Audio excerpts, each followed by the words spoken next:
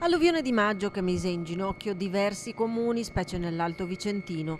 Nella memoria restano vive le immagini del fango che ricopriva i ricordi di una vita cancellati in un attimo. Il fondo messo a disposizione dal governo è di 26 milioni e 100 per il Veneto. Una fetta di circa 9 milioni e mezzo è stata destinata al Vicentino tra comuni, consorzi di bonifica, genio civile e forestali, e la prima tranche di ristori ha generato malumori in alcuni dei 14 comuni vicentini colpiti, viste le risorse anticipate dalle casse comunali per far fronte all'emergenza dovuta ad allagamenti e frane. Noi abbiamo anticipato molte risorse del nostro bilancio e non possiamo andare oltre, non possiamo mettere in sicurezza il nostro territorio con altri interventi perché proprio ci mancano appunto i soldi per farlo. Sindaci che promettono di bussare alle porte romane. La partita da giocare non riguarda solo il patrimonio pubblico, ma sarà anche quella legata agli indennizi per i privati e le aziende. Ci vorranno ulteriori risorse che come provincia dovremmo essere promotori di una presa di posizione da parte degli amministratori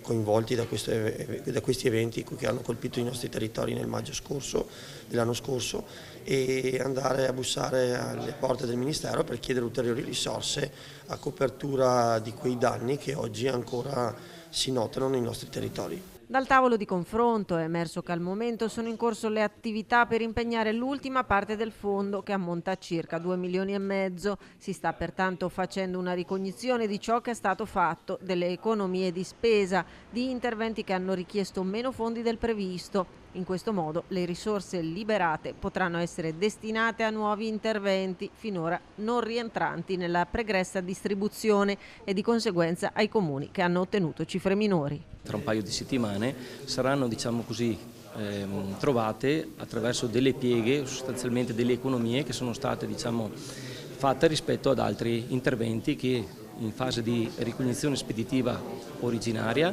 erano state quotate con importi piuttosto elevati e che adesso sembra che in rendicontazione siano inferiori. L'importo residuo da assegnare sono quasi 2 milioni e mezzo di euro e ci auguriamo che Monte di Maio venga rispettata e venga praticamente ristorata di quanto ha effettivamente sborsato.